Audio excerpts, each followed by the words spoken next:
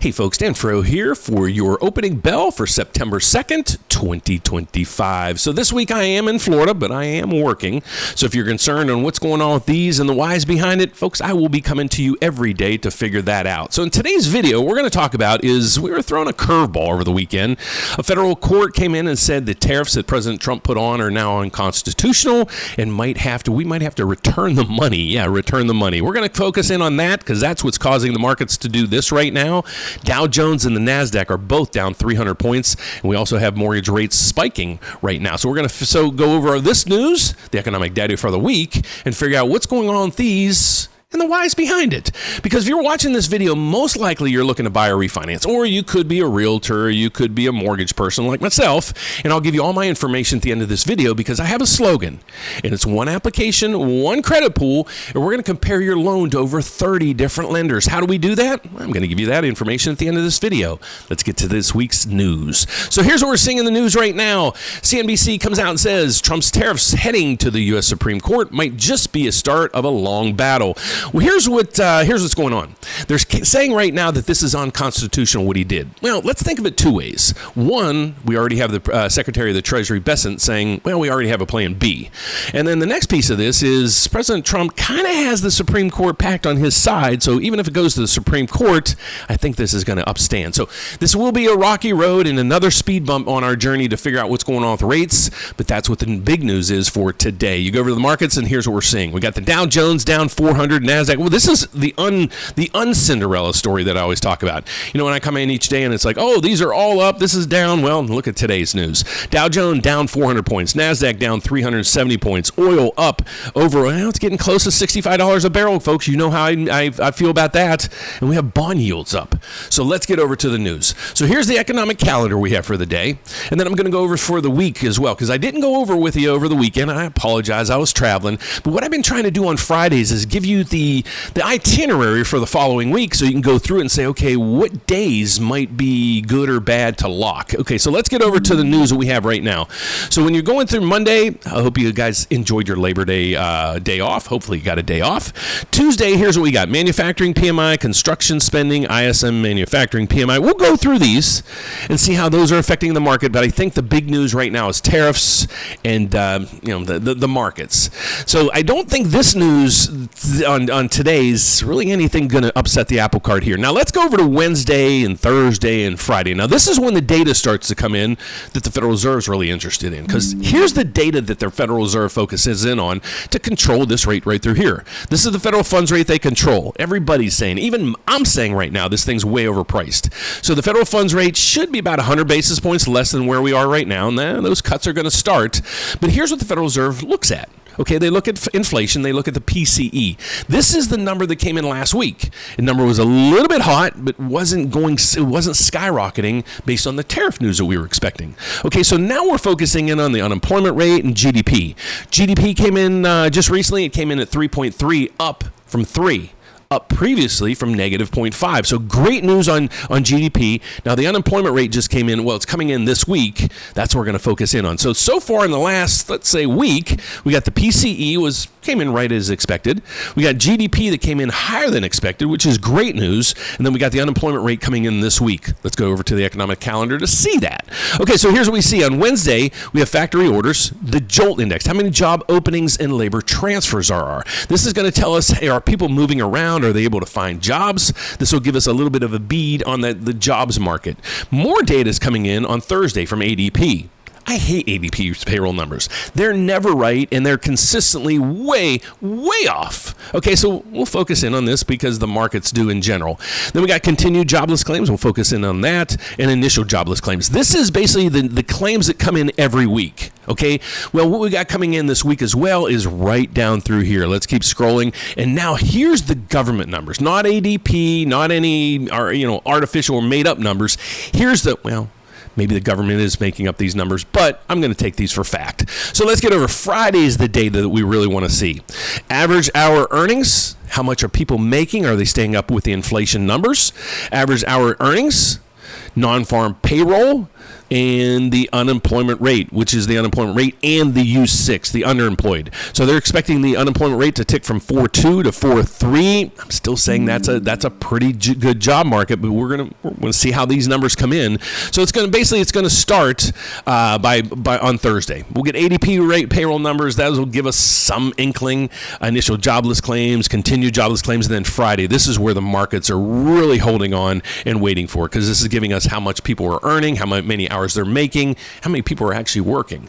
So that's the biggest data that we have coming in this week, other than what's going to go on with this tariff stuff. So if you didn't lock in, folks, again, like I always say, pigs get fat, hogs get slaughtered, because what we're going to see today is a little boost up in rates. I don't think it's going to be anything major. When we started the day, here's what happened.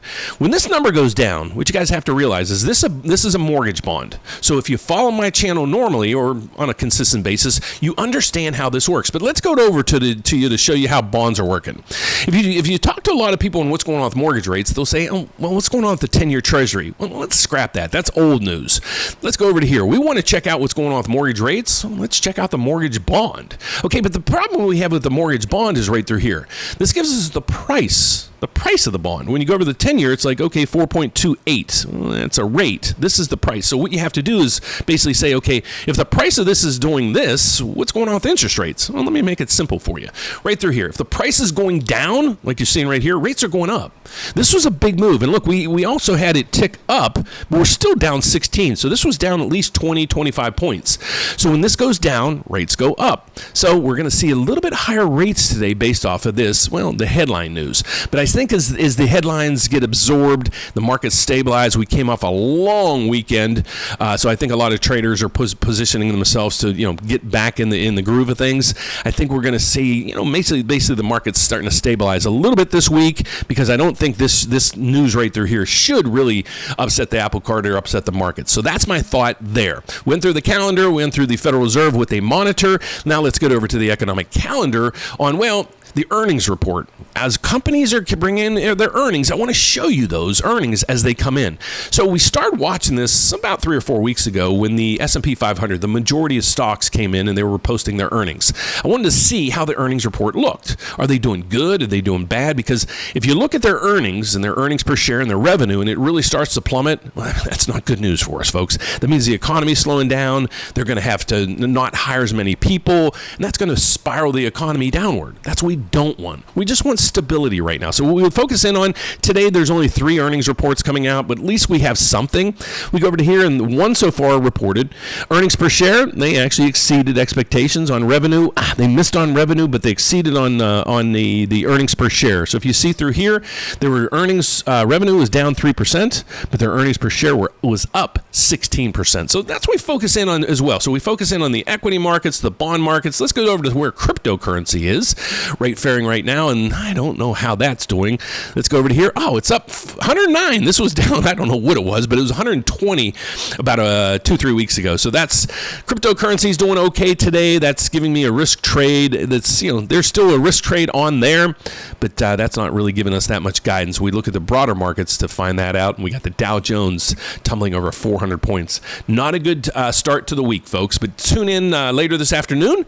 We'll be doing a live event, Stock Talk Tuesday, so I'm going to go over stocks with you. I'll be posting all these this afternoon so you can see and follow me on my live events, and then we'll be back at the closing bell to let you know how all this mess ends for the day. But now, last but not least, who I am and what I do. So, folks, my name is Dan Frio. I do this report each day, actually 2 times a day, to inform you guys what's going on with these and the whys behind it. And the reason why I do this, folks, is I'm actually a mortgage loan advisor.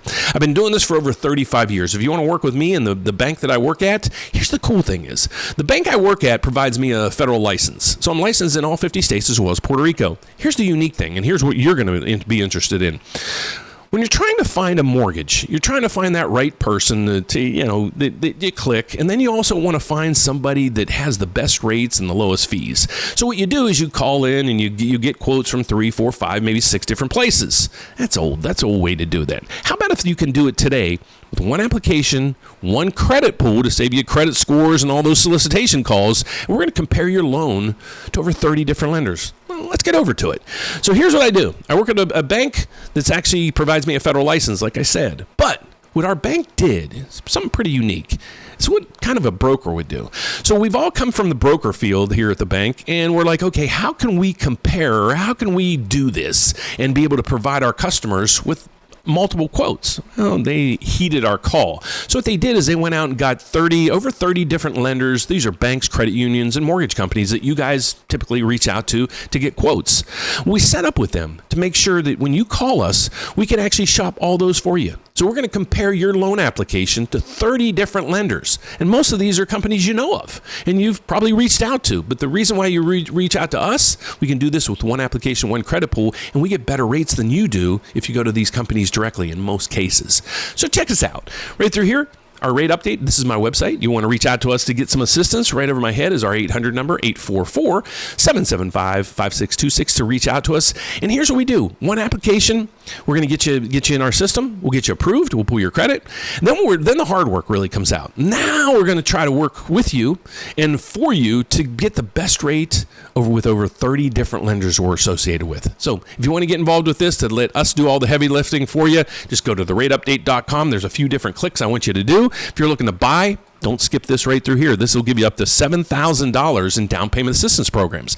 This program right through here, the cool thing about this is you don't have to pay it back. It's basically free money. So when you walk out of the closing, there's no lien on your property and you don't need to pay it back. And the good news there is when you go to refinance, as rates are coming down and down and down, some people are having a difficult time because let's say you got a down payment assistance loan and it's $10,000, $15,000, $20,000. Well, now when you refinance, you can't just keep that out there. You have to include that into your refinance. Don't do that because it's going to add another $10,000, $20,000 on your loan. Check this program out because it's basically free money. No lien and you don't have to make any payments. If you're looking to refinance, go to our refinance tab. What this is telling you to tell me is what rate do you want to refinance? So you're like, Dan, when this rate gets to 6.25%, I want to refinance. So reach out to me. Let me know what the costs are, what my break-even point is, and if it all makes sense, we'll go ahead and get this done. So that's what we do for you right through here. So you're going to tell me what interest rate you want. But let's say you already got a rate quote. Well, I want you to upload your best quote. Make sure you call that lender and say, I want the best you can do because I'm getting one other quote, and if they beat you, unfortunately, I'm going to have to go with them. So go to our loan estimate review tab, click it, and upload the best loan estimate you have. What we're going to do is we're going to run you through our system with over 30 different lenders, and I'm going to show you in a video live, show you what the pricing looks like, meaning interest rates, and can we get you better? Can we get you a lower rate, lower fees? And if we do both of those, I'm expecting to win you as a customer. So that's our report for today, folks. But I will be back for Stock Talk Tuesday today